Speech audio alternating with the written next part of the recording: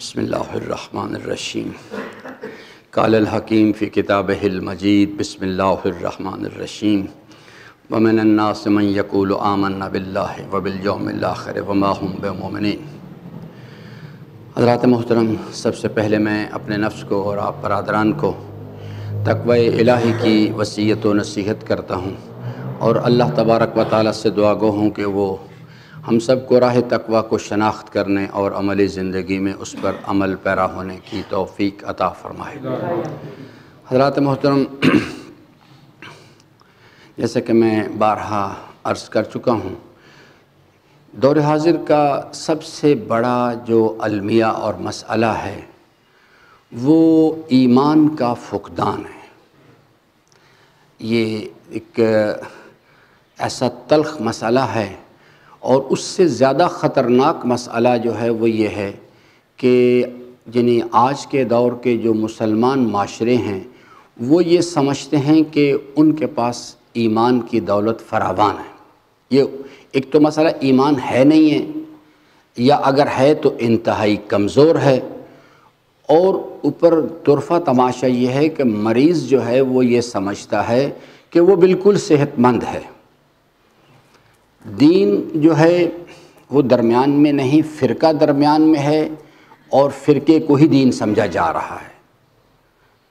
یہ ایک بڑے ہی خطرناک قسم کے مسائل ہیں جو یعنی پیش نظر اس وقت صورتحال جو ہے، کیونکہ عالمگیر اسلامی تحریک جو ہے وہ اپنے انتہائی حساس مراحل میں داخل ہو چکی ہے، ہونے والی نہیں ہے، ہو چکی ہے۔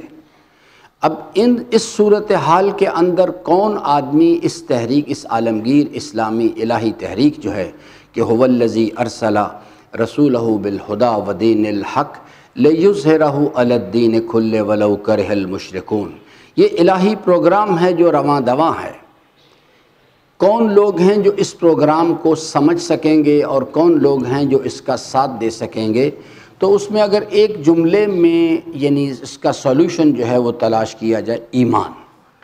جن لوگوں کے پاس ایمان ہوگا از نظر قرآن کریم انہیں مومن تسلیم کرے گا، وہی لوگ جو ہیں وہ اس پوری تحریک کو سمجھ سکیں گے اور اس کے بعد وہ اگلے مرحلے میں اس میں عملی طور پر کوئی کردار ادا کر سکیں گے۔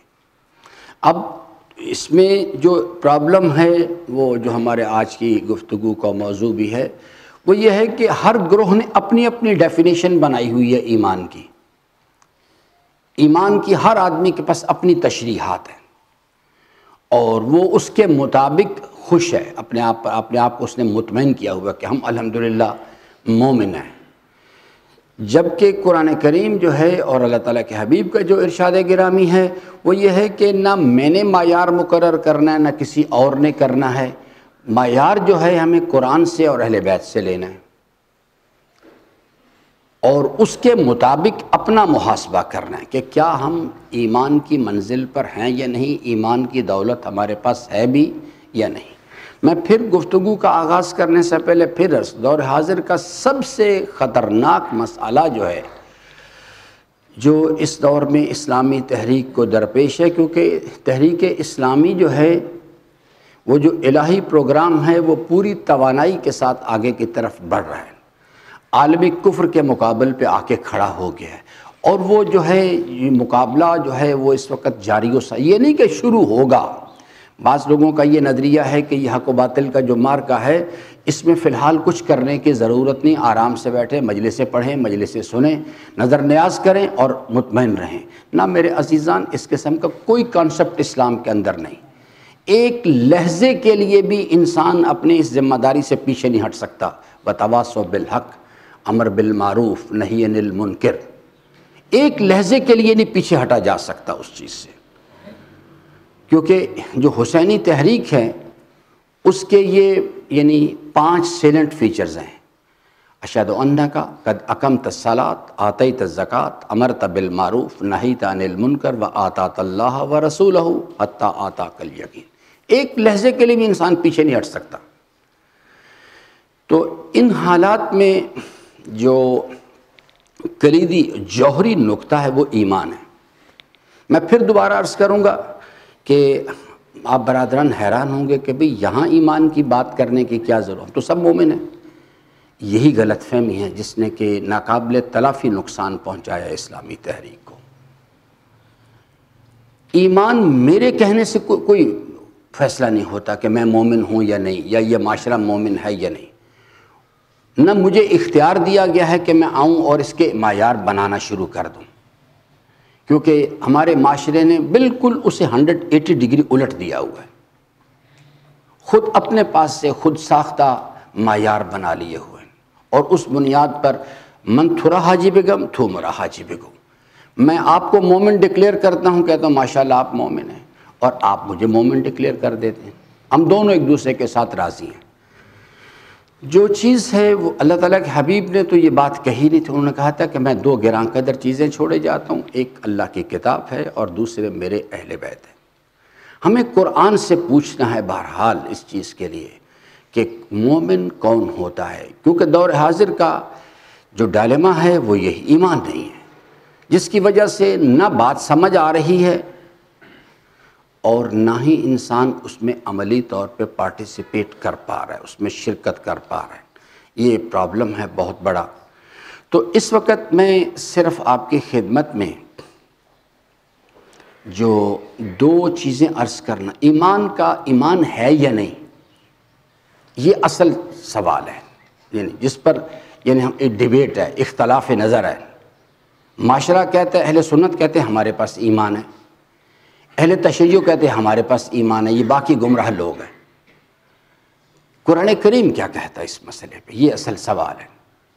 تو یہ آیت کریمہ جو میں نے آپ کی خدمت میں عرض کی ہے وَمِنَ النَّاسِ، اللہ تعالیٰ فرماتے ہیں کہ یہ ایک المیہ ہے، پرابلم ہے کہ ہر زمانے میں اس قسم کے لوگ ہوتے رہے، ہر زمانے۔ وَمِنَ النَّاسِ کا میں تشریح میں نہیں جانا چاہتا، لیکن اس کا مفہوم یہ ہے کہ ہر زمانے میں اس قسم کے لوگ ہوتے ہیں، نسل آدم کے اندر یہ پرابلم ہے۔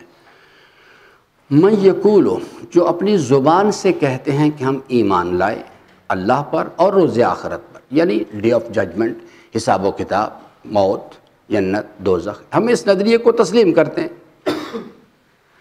اللہ تبارک و تعالیٰ نے جو اس کا جواب دیا اس کلیم کے بعد، اللہ تعالیٰ نے کوئی لحاظ نہیں کیا، فَلَا تَفَمَّا هُمْ بِمُؤْمِنِينَ، اللہ تعالیٰ فرماتے کہ یہ تو مومن ہیں ہی نہیں۔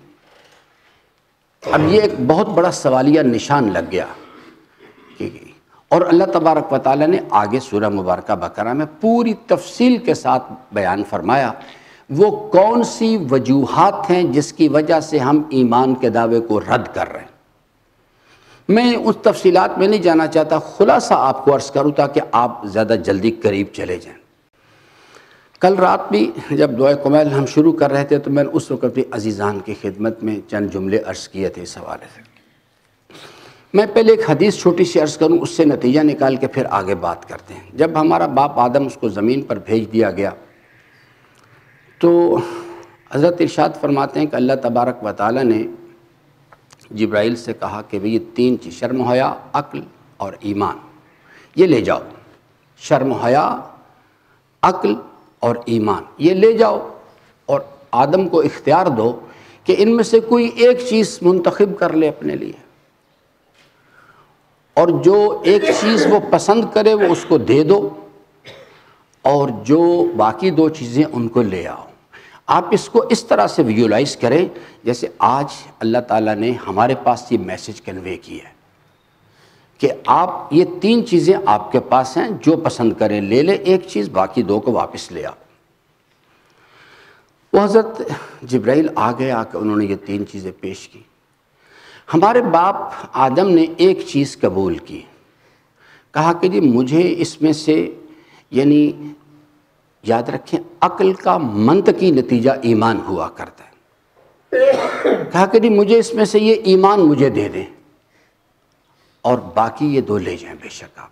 بعض روایات میں ہے کہ عقل مجھے دے دے، اور یہ اس سے فرق نہیں پڑتا، اس میں یہ لفظوں کی بحث میں نہ جائیں، ایک یہ مجھے دے دیں باقی لے جائیں۔ حضرت جبرائیل نے وہ ایمان ان کے سپرد کیا اور کہا کہ عقل اور شرم و حیا سے کہا جی چلے میرے ساتھ۔ تو معصوم فرماتے ہیں شرم و حیا اور عقل نے جبرائیل کو کہا کہ ہمیں اللہ کا حکم یہ ہے کہ جہاں ایمان ہو اس کے ساتھ ساتھ رہنا۔ یہ تین چیزیں آپس میں کبھی جدا نہیں کی جا سکتی، عقل، شرم و حیا اور ایمان۔ تفصیل کے وقت نہیں، خلاصہ یہ، کسی فرد کے اندر اگر میں جائزہ لینا چاہوں اپنے اندر یا اپنے گرد و پیش کے ماحول میں، اپنے گھر میں، اپنے ماحول میں، راول پنڈی میں، پاکستان میں، کس چیز کا کہ یہاں ایمان ہے یا نہیں، کیونکہ ہماری بحث یہ ہے، تو بس کسی چیز کی ضرورت نہیں ہے، صرف اس پیمانے پہ پرکھ لے کہ شرم و حیا ہے یا نہیں۔ اگر وجود میں شرم و حیا ختم ہو گئی، شرم و حیا ختم ہونے کی علامت کیا ہے کہ یوٹیوب پر جا کے بے حیائی کے جو میسیجز ہیں انہیں شوق سے دیکھنا، اس کا مطلب ہے وہ جو ہاتھ چل رہا ہے یہ علامت ہے کہ پیچھے شرم و حیا کی بریک ختم ہو گئی ہے۔ یہ دلیل ہوتی ہے اس چیز کے۔ اگر انسان یہ حرکتیں کرے، بلو پرنٹ دیکھے یا غیر محرم بیویوں کو جا کے اس سے ان پر نگاہ کرے، لذت حاصل کرے اور اپنے طرز عمل پر کوئی ندامت بھی محسوس نہ کرے، سمجھ لیں شرم و حیا گئی۔ شرم و حیا گئی یعنی ایمان گیا۔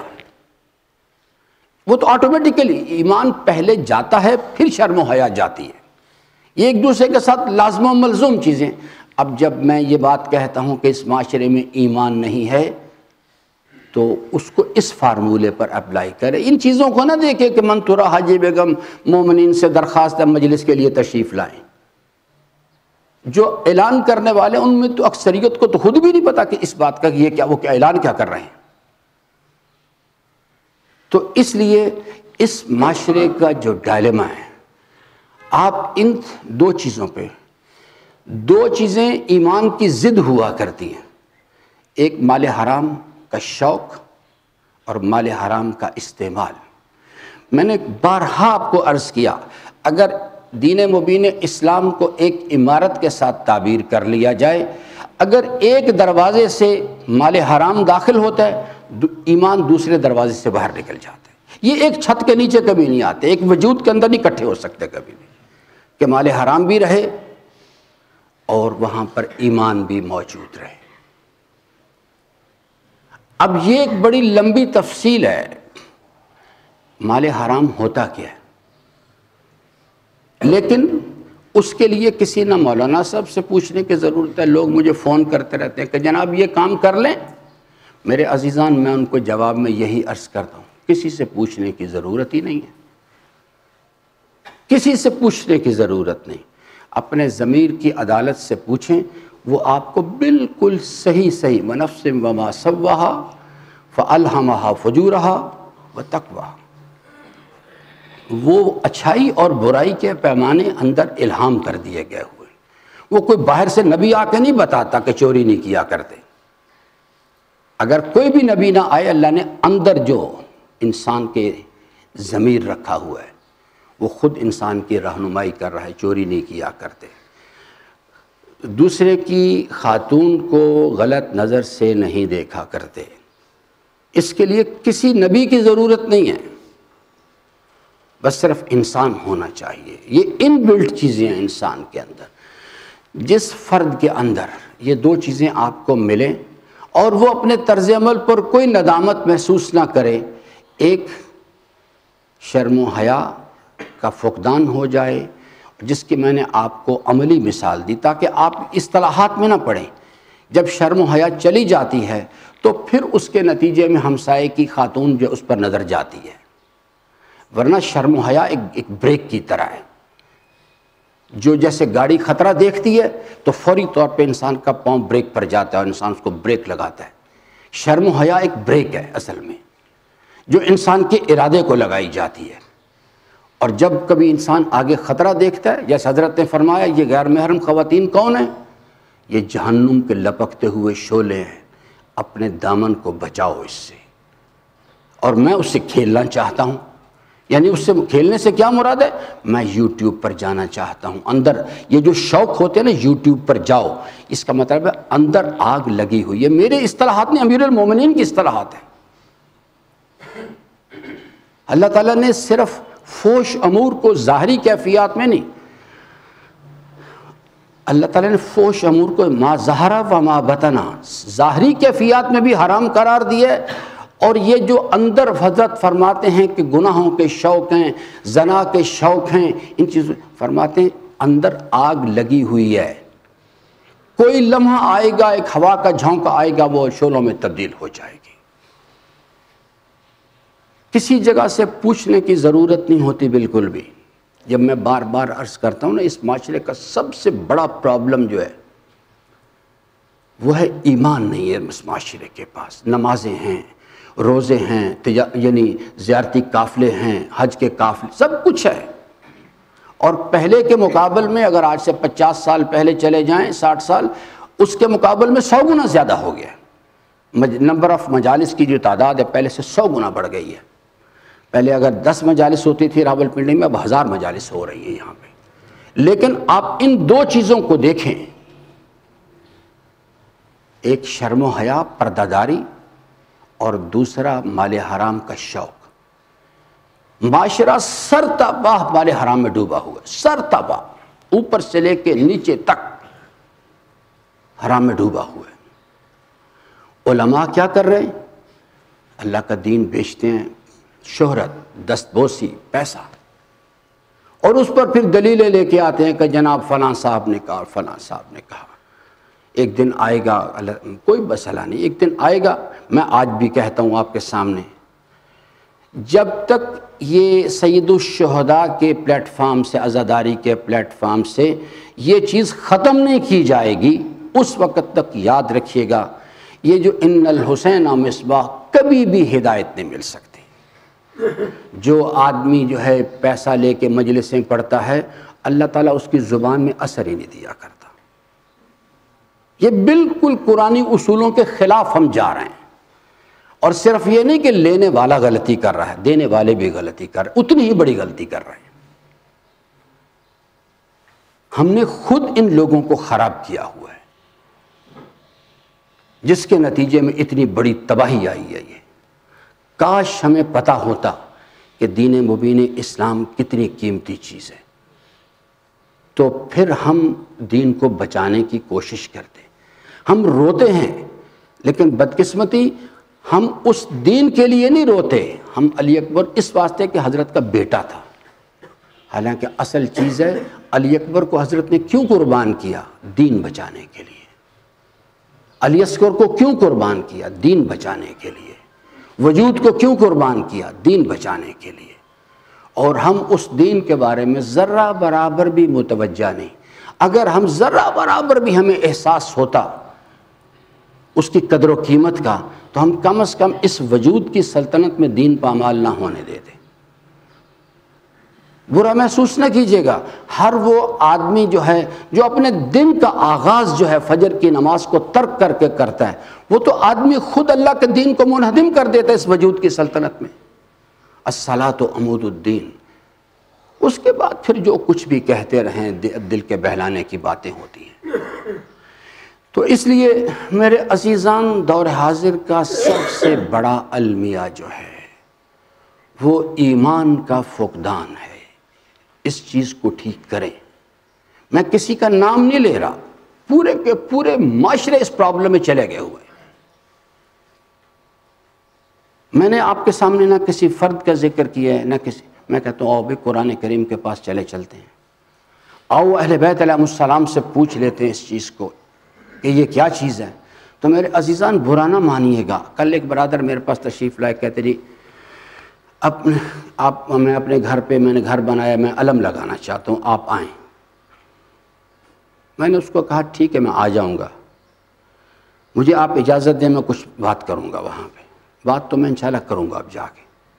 میں نے ان سے درخواست بھی کی، میں نے کہا یہ علم لگانے سے بہتر ہوتا کردار کا علم بلند کر دیتے، بحریہ فیز 8 میں آپ کے کردار کا علم بلند ہو جائے، جس کے لیے امام نے فرمایا کہ جس محلے میں تو زندگی بسر کر رہا ہے، اگر وہاں کو اجنبی آ جائے اور آ کے پوچھے کہ یہاں کو اللہ کا فرما بردار، اللہ کا عبادت گزار ہے، لوگ تیرا نام لیں، مخلوق خدا کی خدمت کرنے والا ہے، تیرا نام لیں۔ وَعَلَى هَذَا الْقِيَاسِ، ہر امکانی کمال کے بارے میں جب سوال کیا جائے تیری بستی میں آ کے، تیرے محلے میں، لوگ تیرا نام لیں، حتیٰ کہ مجبور ہو کے یہ کہیں اس میں ہر انسانی کمال پایا جاتا ہے، صرف ایک نقص ہے کہ یہ علی کا شیعہ ہے۔ اسے کہتے ہیں علم بلند کرنا، کردار کا علم بلند کرو۔ ہم نے کیا کیا؟ ہم نے اس علم کو، یہ علم کیا ہے؟ یہ بہت اچھی چیز ہے، لیکن اس لیے نہیں اس کو وضع کیا گیا تھا کہ یہاں جا کے دھاگے باندھے جائیں، سجدے کیے جائیں۔ اس علم کو اس لیے وضع کی کہ جب میری نظر پڑے، یعنی جو آدمی اپنے گھر پہ لگاتا ہے وہ اعلان کرتا ہے اس چیز کے لیے کہ جس طرح سے حضرت میں علم نصب کر رہا ہوں، یہ میرے طرف سے تجدید عہد ہے اپنے زمانے کے امام کے ساتھ، کہ جس طرح سے حضرت عباس علمدار علیہ السلام نے اپنے زمانے کے امام کے ساتھ وفا کی، میں عہد کرتا ہوں، اعلان کرتا ہوں کہ میں اپنے زمانے کے امام کے ساتھ اسی طرح سے وفا کروں۔ یہ اس علم کا مطلب ہے، نہ کہ اس لیے اس چیز کو وضع کیا گیا تھا، اس چیز کے لیے جو آج کل ہمارے معاشرے میں اس چیز کا رواج ہے۔ تو عزیزان محترم، ہم اپنے موضوع پہ رہیں، ایمان نہیں ہے، برا محسوس نہ کریں۔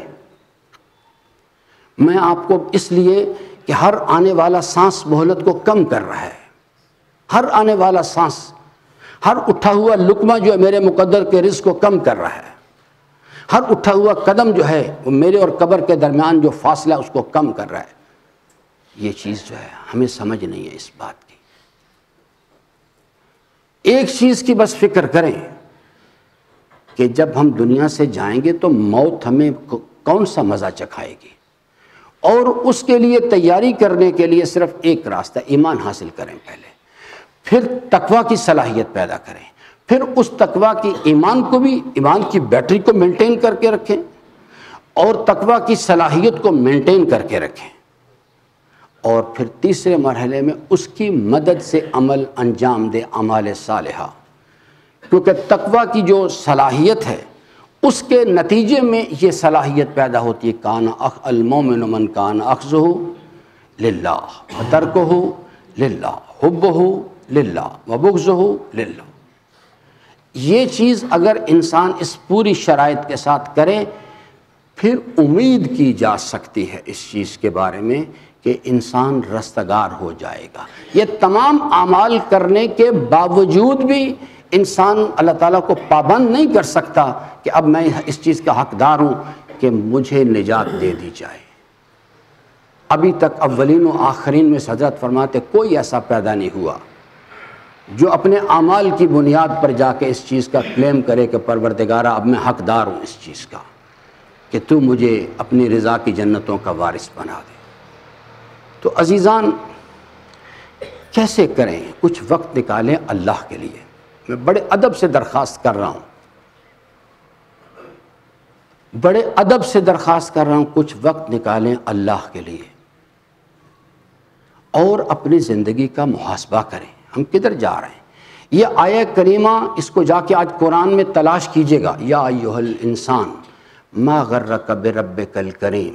یہ آواز ہر انسان کو اللہ تعالیٰ کی طرف سے آواز آ رہی، کہتے ہیں میرے بندے کدھر جا رہا ہے تو، میں تیرا کریم پروردگار ہوں، میں تجھے راستہ دکھا رہا ہوں، تو کدھر جا رہا ہے؟ آگے جہنم کا گڑھا یہ تیرا انتظار کر رہا ہے، کیوں ادھر جا رہا ہے؟ یہ آواز دم بدم پہم، ہر وقت جب انسان نفس کی خواہشات کی پیروی کا ارادہ کرتا ہے پیچھے سے آواز آتی ہے۔ جیسے ایک مہربان باپ ہوتا ہے، وہ اپنے بیٹے سے کہتا ہے بیٹا کیا کر رہے ہو تم، یہ کس راستے پر؟ اسی طرح سے اللہ تعالیٰ ایک مہربان پروردگار ہے۔